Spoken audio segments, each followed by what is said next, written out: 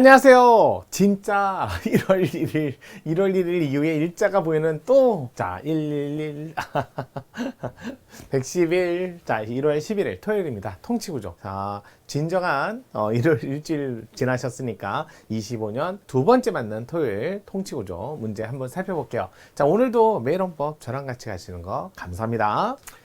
자, 국회직 구구 문제인데요. 간단하죠? 오늘은 워밍업 정말 쉽다. 자, 일단은 헌법재판소법의 조문입니다. 뭐 68조, 69조 해가지고, 자, 솔직히 68조 1항, 2항 이거 다 외우셔야 돼요. 안 외우시나요? 그러면 안 되죠. 자, 기본적으로 68조 1항, 2항 뭐 다 아실 테지만 그래도 조금 정리하고 가도록 할게요. 자, 우리나라 헌법재판소 요즘에 핫하니까요. 헌법재판소. 자, 그러면서 헌법재판소 하는 것 중에 가장 본질적인 업무가 위헌법률 심판이잖아요. 그 다음에 현행헌법에 가장 이거는 재헌헌법부터 한 번도 빠진 적이 없어요.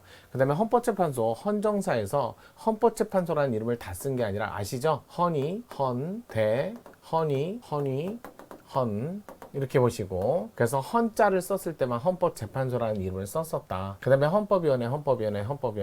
근데 대법원, 사법부에서 헌법재판 기능을 했었던 적은 3공화국이다. 그 다음에 탄핵재판소, 탄, 헌, 헌의, 헌. 그래서 우리나라에서 헌법재판소 이외에 탄핵재판소 또는 탄핵심판위원회, 탄심이라고 하죠. 이렇게 따로 뒀던 건 1공화국, 3공화국이다. 이렇게 보시고, 어떤 공화국이든 위헌법률 심판은 헌법재판소가 항상 담당을 했어요. 근데 대법원에서 했던 3공화국만 빼놓고요. 그 다음에 현행헌법에서 헌법소원이 처음 들어왔습니다. 헌법소원은 현행헌법에서 처음 들어왔고요. 자, 그러고 나서 나머지 헌법재판소라는 이름을 썼을 때만 권한쟁의, 요 헌법재판소 이름을 썼을 때 권한쟁의 요걸 하셨고요. 권한쟁의 이쪽에다 쓰는 게 낫겠다. 권한쟁의. 그 다음에 정당해산. 이거 2공화국 때부터 했던 거고요. 그 다음에 탄핵재판.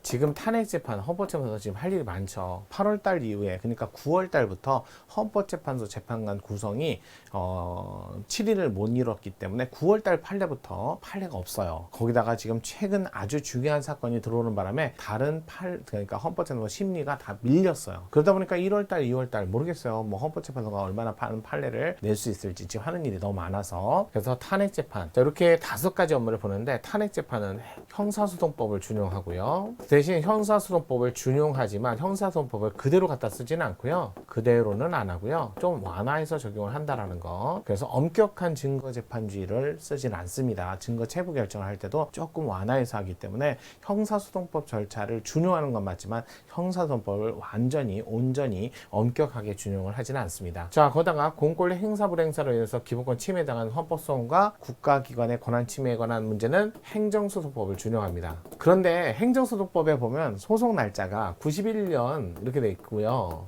근데 권한쟁의는 이건 60일, 180일이에요. 이런 거는 행정소송법을 준용하지만 그래도 따로 암기 좀 하셔야 돼요. 자, 위헌법률 심판하고 정당해산은 따로 준용하는 규정이 없어서 우리나라 소송법의 가장 바이블이라고 하죠. 일반법, 민사소송법을 준용합니다. 다만 여기 형사소송법이나 행정소송법도 1차적으로는 이걸 하지만 이 행정소송법이나 형사소송법이 없을 때는 마지막으로 최종적으로 일반 규정으로서 민사소송법도 소송법도 보충적으로 적용을 한다라는 거. 이렇게 그러다 보니까 이게 탄핵재판 자체가 형사소송 절차를 엄격히 준용하지 않는다는 거 꼭 알아두세요. 자, 이렇게 해갖고 여러분들이 알고 있는 헌법재판소의 가장 기본적인 걸 봤고요. 그 중에 헌법소원 해갖고 헌법재판소법, 헌재법 68조 1항, 2항 권리 구제형 헌법소원이라고 하고요. 헌소.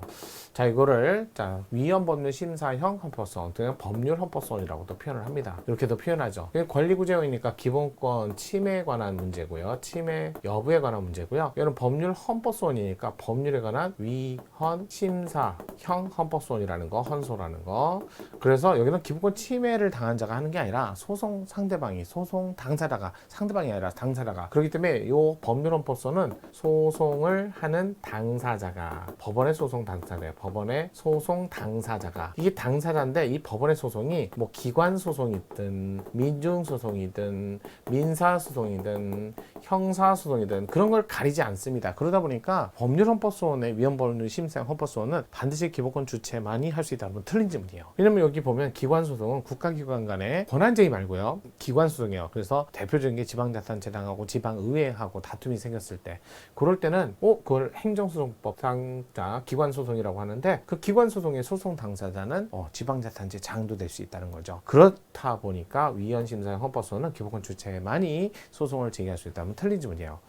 권리구제형 헌법소원은 말 그대로 기본권 침해에 관한 문제니까 기본권 주체가 나오셔야겠죠. 그러면서 공공기관 중에 공법인의 성격과 사법인의 성격을 함께 갖는 서울대학교, 세부대학교, 축협, 상공에서 학교안전공제회 방송사업자는 기본권 주체니까 헌법소원을 청구할 수 있고, 마찬가지로 대통령, 그다음에 지방자치단체장 딱 두 분만 남겨주셔야죠. 기본권 침해를 주장할 수 있는 사인의 성격과 공인의 성격을 함께 갖고 있기 때문에 헌법소원을 갈 수 있다. 이런 것들은 좀 보셔야 돼요. 그러면서 권리구제형 헌법소원이 91년 안날로부터 있었던 날로부터 이렇게 암기를 하셔야죠. 여기는 어떻게 돼요? 자, 신청, 그러니까 재청 신청하고 기각 각하, 재청 신청 기각이나 각하도 관계없습니다. 각하 받고 나서 30일 이내 이렇게 요건 자체가 날짜에 관한 요건은 좀 암기를 하셔야 돼요. 권한제기는 60일 180 꼭 암기하시길 바랄게요. 자, 그러면서 오늘 문제는 그냥 68조 1항 2항에 있었던 조문 문제예요. 1항, 권리구제형 헌법소원 심판은 그 사유가 있음을 안 날로부터 90일, 그 사유가 있었던 날로부터 1년 내 청구하고 다른 권리구제 절차를 모두 거친 후가 아니면 안 되는 보충성 때문에 보충성은 30일 이내. 68조 2항에 따른 헌법소원 위헌 여부 심판, 재청 신청 기각 또는 각하도 포함됩니다. 이거 기각이라고만 돼 있지만 각하도 포함됩니다. 결정 통지를 받은 날부터 30일 내에 청구해야 된다. 그래서 다른 권리 구제 절차도 30일 거치고 나서 30일 이내, 그다음에 68조 2항도 30일 이내. 정답은 뭐 너무나 간단해서 5번 지문이었지만 이 정도는 정리하셔야죠. 가볍게 토요일을 보내시면서 내일도 통치 구조 살펴볼게요.